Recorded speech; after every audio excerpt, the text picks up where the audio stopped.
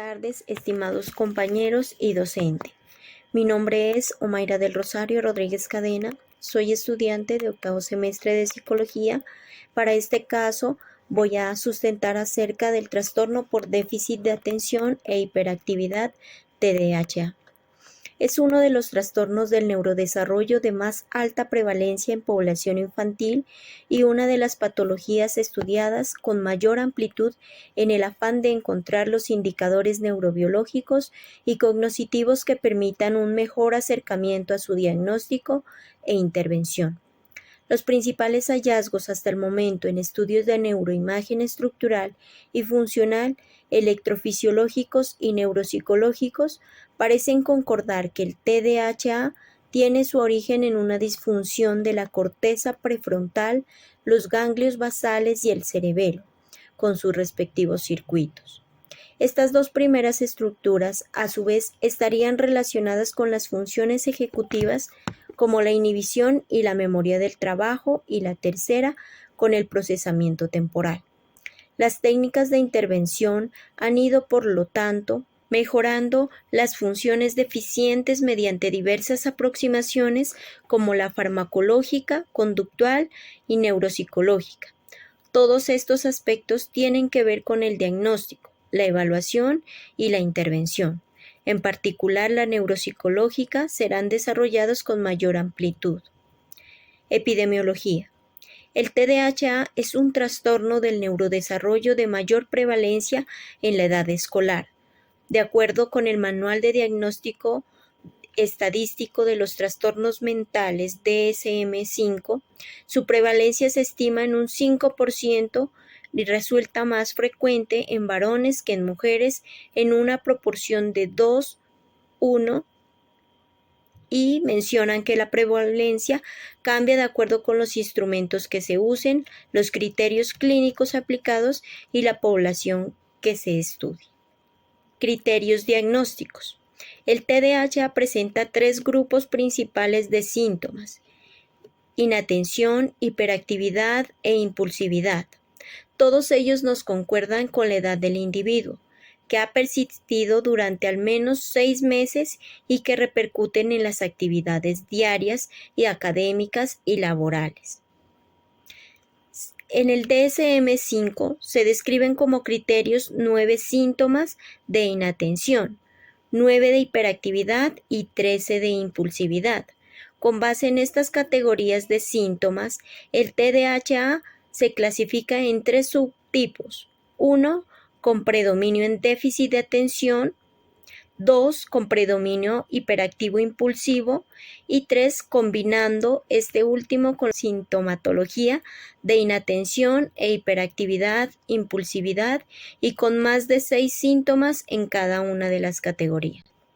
Y también se hace un énfasis al grado de alteración, el cual puede ser leve, moderado o severo, teniendo en cuenta así que el estado leve es cuando pocos o ninguno de los síntomas es excesivo, de aquellos requeridos para hacer el diagnóstico, y solo resultan alteraciones menores en el funcionamiento social o ocupacional.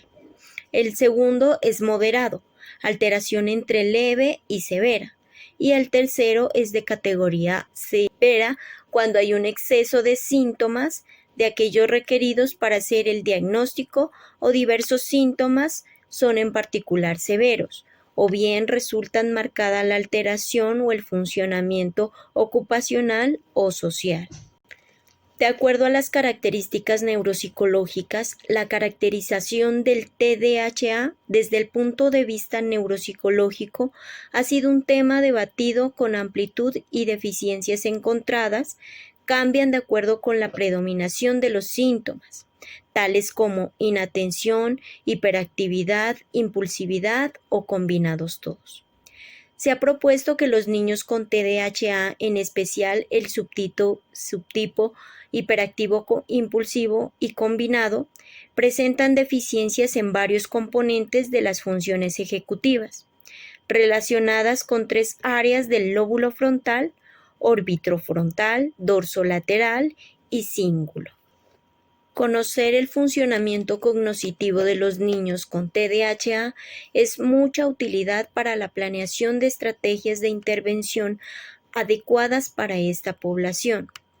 En la actualidad, los modelos de intervención son en esencia farmacológicos y algunos están basados en la aplicación de técnicas de modificación de conducta. No obstante, la utilidad de estas técnicas es conveniente la intervención neuropsicológica para favorecer los cambios cognitivos a más largo plazo. Según la neurobiología, aunque no se conoce la causa exacta del TDAH, se sabe que existen muchos factores implicados dentro de los que se encuentran genéticos, neuroanatómicos, neuroquímicos, medioambientales.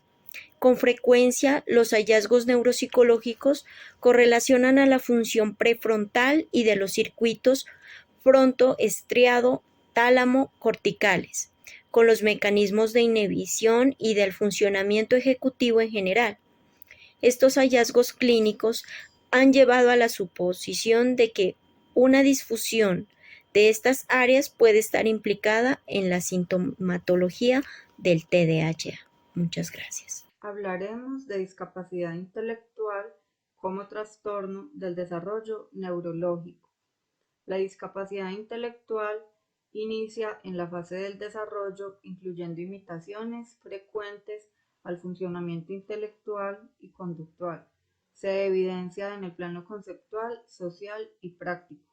Este trastorno debe cumplir las siguientes características: diferencias en las funciones intelectuales como el razonamiento, resolución de conflictos, planificación de pensamientos abstractos, juicio, aprendizaje académico y el aprendizaje basado en la experiencia. Deficiencias de conductas adaptativas que conducen al fracaso, en la autonomía personal y la responsabilidad social. Sin un apoyo constante, las deficiencias adaptativas imposibilitan el funcionamiento en varias actividades de la vida cotidiana, como la comunicación, la participación social, la vida independiente en diversos entornos como el hogar, la escuela, el trabajo, entre otros. Este trastorno contempla una escala de gravedad leve, moderada y grave, la cual se divide en tres dominios: dominio conceptual, dominio social y dominio práctico. En la escala de gravedad leve, el dominio conceptual, en los niños de edad preescolar pueden no existir diferencias conceptuales manifiestas.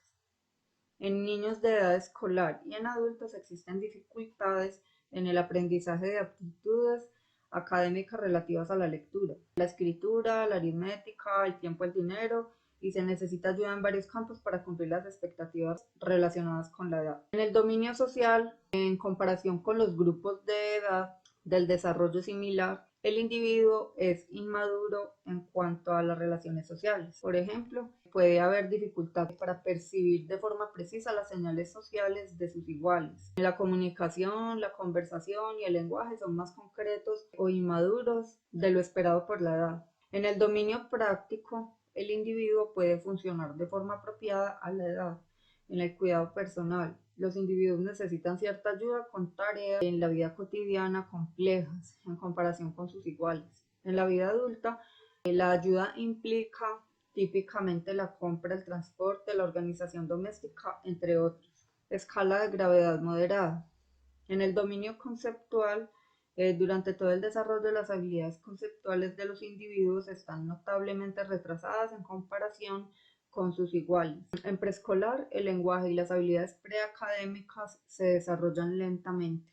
En niños de edad escolar, el progreso de la lectura, la escritura, las matemáticas y el tiempo de comprensión es reducido en comparación con sus iguales. En el dominio social, el individuo presenta notables diferencias respecto a sus iguales en cuanto al comportamiento social y comunicativo a lo largo del desarrollo.